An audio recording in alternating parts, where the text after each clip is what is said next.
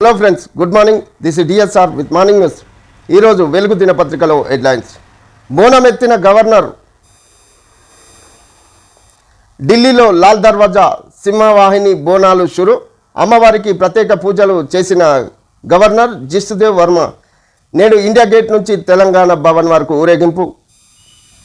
లాల్ దర్వాజా సింహవాహిని అమ్మవారి బోనాల ఉత్సవాలు ఢిల్లీలో తెలంగాణ భవన్లో సోమవారం ఘనంగా ప్రారంభమయ్యాయి. ఈ వేడుకకు ముఖ్య అతిథిగా హాజరైన గవర్నర్ జిష్ణుదేవ్ వర్మకు ఆలయ కమిటీ సభ్యులు పూర్ణకుంభం డప్పు చప్పులతో స్వాగతం పలికారు. ఆయన బంగారు బోనాన్ని తలపై ఎత్తుకొని పోతరాజుల నృత్యాలు డప్పు వాయిద్యాల నడుమ అమ్మవారికి సమర్పించారు. అనంతరం అమ్మవారికి ప్రత్యేక పూజలు నిర్వహించారు.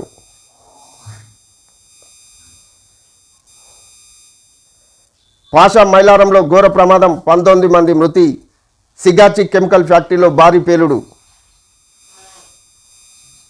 100 మీటర్ల దూరంలో ఎగిరిపడ్డ కార్మికులు. కుప్పకూలిన 3 అంతస్తుల అడ్మినిస్ట్రేషన్ బిల్డింగ్.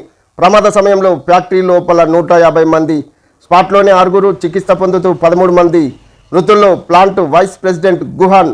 30 మందికి తీవ్ర గాయాలు. దవాఖానకు తరలింపు. సహాయక చర్యలు వెంటనే చేపట్టిన ఫైర్, రెవెన్యూ, పోలీస్ సిబ్బంది. ఘటనపై ప్రధాని మోదీ, సీఎం రేవంత్ దిగ్భ్రాంతి. మృతుల కుటుంబాలకు 2 లక్షలు, గాయపడ్డ వారికి 50,000 చొప్పున కేంద్రం తక్షణ సాయం. మృతుల కుటుంబాలను అన్ని విధాలా ఆదుకుంటాం. క్షతగాత్రులకు మెరుగైన వైద్య సేవలు. మంత్రి వివేక్. సంగారెడ్డి జిల్లా పటాన్చెరు మండలం పాషమైలారం పారిశ్రామిక వాడలో ఘోర ప్రమాదం జరిగింది. ఇక్కడి సిగాచి కెమికల్ ఫ్యాక్టరీలో సోమవారం ఉదయం భారీ పేలుడు సంభవించడంతో 19 మంది మృతి చెందారు. 30 మందికి తీవ్ర గాయాలయ్యాయి. ఈ ప్రమాదంలో ఫ్యాక్టరీ పరిసరాల్లో ఘాటైన వాసనలు వ్యాపించగా చుట్టుపక్కల ప్రజలు భయంతో వణికిపోయారు. ఫ్యాక్టరీలో ఉదయం సుమారు 9 గంటలకు ఒక్కసారిగా పేలడంతో పెద్ద ఎత్తున మంటలు ఎగిసిపడ్డాయి. ప్రమాద సమయంలో ఫ్యాక్టరీలో 150 మంది పనిచేస్తున్నారు. ఇందులో స్పాట్లోనే 6 సజీవదానమయ్యారు. మరో 13 మంది దవాఖానలో చికిత్స పొందుతూ ప్రాణాలు కోల్పోయారు. పేలుడు దాటికి కార్మికులు సుమారు 100 మీటర్ల దూరం ఎగిరిపడ్డారు. ఫ్యాక్టరీలోని 3 అంతస్తుల అడ్మినిస్ట్రేషన్ బిల్డింగ్ కుప్పకూలింది. దీని శిథిలాల కింద పెద్ద సంఖ్యలో కార్మికులు చిక్కుకపోయారు. పక్కనే ఉన్న మరో బిల్డింగ్ సైతం బీటలు వారింది. పేలుడు కారణంగానే భారీ శబ్దం రావడంతో ఫ్యాక్టరీలో మిగతా విభాగాల్లో పనిచేస్తున్న కార్మికులు బయటకు పరుగులు తీశారు.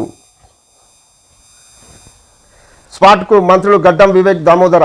కెమికల్ ఫ్యాక్టరీలో జరిగిన ప్రమాద సమాచారం అందిన వెంటనే రాష్ట్ర కార్మిక శాఖ మంత్రి గడ్డం వివేక్ వెంకటస్వామి, ఆరోగ్య శాఖ మంత్రి దామోదర రాజనరసింహ సంఘటన స్థలానికి చేరుకున్నారు. సహాయక చర్యలు పర్యవేక్షించారు. బాధిత కుటుంబ సభ్యులను ఓదార్చారు. కలెక్టర్లు, అధికారులను వివరాలు అడిగి తెలుసుకున్నారు. హాస్పిటల్లో చికిత్స పొందుతున్న క్షతగాత్రులను పరామర్శించారు. మాజీ మంత్రి హరీష్ రావు ఘటనా స్థలానికి చేరుకొని బాధిత కుటుంబాలతో మాట్లాడారు. ప్రమాద ఘటనపై కేంద్ర మంత్రి బండి సంజయ్ ఆరా తీశారు.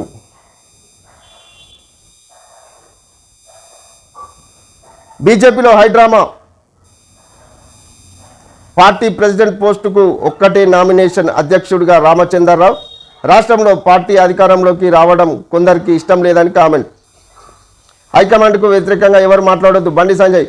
చంద్రబాబు చెప్తే అధ్యక్షుడిని పెట్టే పార్టీ తమది కాదని వ్యాఖ్య. నామినేషన్ కార్యక్రమానికి హాజరు కాని ఈటల అరవింద్. బీసీకి అధ్యక్ష పదవి ఇవ్వకపోవడంపై పార్టీలో భిన్న అభిప్రాయాలు. బీజేపీ రాష్ట్ర అధ్యక్షుడిగా ఎన్ రామచంద్రరావు ఎన్నికయ్యారు. అధ్యక్ష పదవికి కేవలం ఒకే ఒక్క నామినేషన్ రావడంతో ఆయన ఎన్నిక ఏకగ్రీవమైంది. ఈ మేరకు పార్టీ హైకమాండ్ మంగళవారం రామచంద్రరావు పేరును అధికారికంగా ప్రకటించనుంది. కాగా స్టేట్ ప్రెసిడెంట్ ఎన్నిక సందర్భంగా బీజేపీలో రోజంతా హైడ్రామా నడిచింది.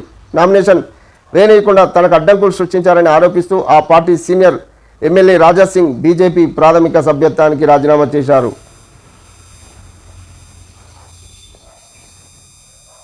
హైదరాబాద్లో బీజేపీ రాష్ట్ర ఆఫీసులో అధ్యక్ష పదవికి నామినేషన్ వేస్తున్న రామచంద్రరావు పక్కన కేంద్ర మంత్రి కిషన్ రెడ్డి, బండి సంజయ్, ఆ పార్టీ జాతీయ ప్రధాన కార్యదర్శి సునీల్ బన్సల్ తదితరులు.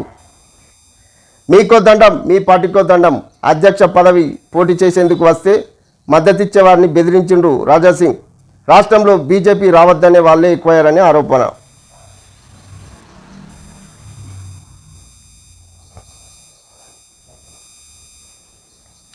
దేశానికి రోల్ మోడల్గా అంగన్వాడీలు. పౌష్టికాహారం, టీచింగ్లో అగ్రగామిగా ఉండేలా కార్యాచరణ. సీఎం రేవంత్ రెడ్డి అంటున్నారు. కొత్త టెక్నాలజీతో కంటైనర్ మొబైల్ అంగన్వాడీలు. తల్లిదండ్రులకు భరోసా కల్పించేలా ఉద్యోగుల వేతనాల నుంచి వాటా 10 నుంచి 15% కట్ చేసేలా పరిశీలించాలి. రవాణా, దేవాదాయ, ఐటీ సహా వివిధ శాఖల్లో ట్రాన్స్జెండర్ల సేవలు. దివ్యాంగులకు అండగా ప్రభుత్వం. సంక్షేమ శాఖలపై సీఎం సమీక్ష. ఈ ఏడాది ఇంజనీరింగ్ ఫీజులు పెంపు లేదు. అన్ని ప్రొఫెషనల్ కోర్సులకు పాత ఫీజులే. ఉత్తర్వులు జారీ చేసిన ప్రభుత్వం. సర్కార్ నిర్ణయంపై స్టూడెంట్లు, పేరెంట్లు హర్షం.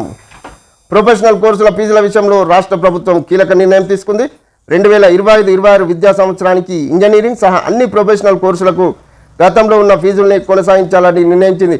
దీంతో ఇంజనీరింగ్లో సహా అన్ని వృత్తి విద్యా కోర్సులో చేరాలనుకునే విద్యార్థులు, వారి తల్లిదండ్రులకు భారీ ఊరట లభించినట్లయింది. ఈ మేరకు విద్యాశాఖ కార్యదర్శి యోగితా రాణా సోమవారం ఉత్తర్వులు జారీ చేశారు.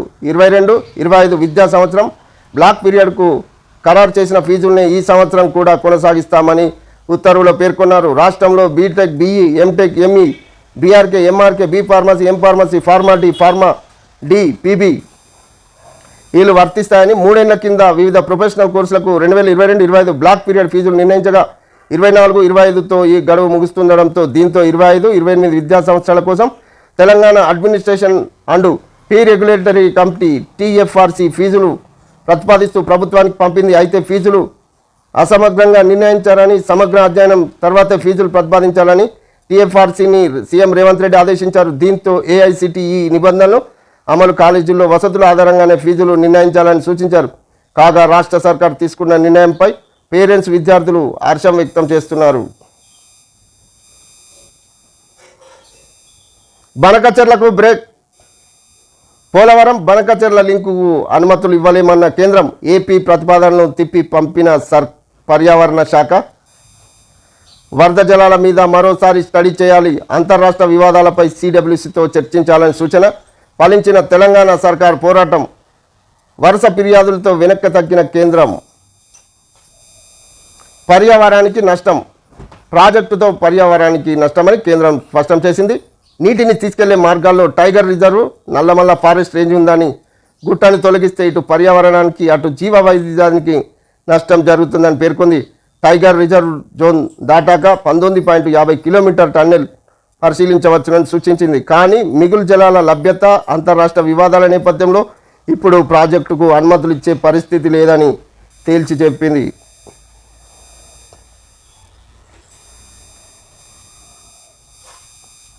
రాష్ట్ర సర్కార్ పోరాటానికి ఫలితం దక్కింది. సీఎం రేవంత్, ఇరిగేషన్ శాఖ మంత్రి ఉత్తమ్ వరుస ఫిర్యాదులతో పోలవరం బనకచెర్ల ప్రాజెక్టుకు బ్రేక్ పడింది. ప్రాజెక్టు ముందుకు తీసుకెళ్లొద్దని ఏపీకి కేంద్రం తేల్చి చెప్పింది. పోలవరం బనకచెర్ల ప్రాజెక్టుకు పర్యావరణ అనుమతులు ఇవ్వలేమని స్పష్టం చేసింది. గోదావరిలో మిగులు జలాలు లేవంటున్నారని సెంట్రల్ వాటర్ కమిషన్ CWCతో స్టడీ చేయించాలని సూచించింది.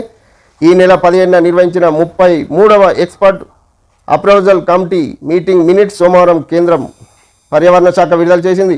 ప్రాజెక్టుకు అనుమతులు ఇవ్వొద్దంటూ కేంద్ర జలశక్తి శాఖ, పర్యావరణ శాఖలకు సీఎం రేవంత్, ఉత్తమ్ వరుస ఫిర్యాదులు చేసిన సంగతి తెలిసిందే. ఈ క్రమంలో కేంద్రం పోలవరం బనకచెర్ల పర్మిషన్లు ఇవ్వలేమని చెప్పింది. ఇప్పటికే 2 రాష్ట్రాల మధ్య ఉన్న జల వివాదాలను కేంద్రం ప్రస్తావించింది. గోదావరి జలాల విషయంలో Godavari water and dispute tribunal వివాదాలు ఉన్నాయని, వాటిపై సంబంధిత రాష్ట్రాలతో చర్చించాకే ముందుకు వెళ్లాలని ఏపీకి కేంద్రం తేల్చి చెప్పింది.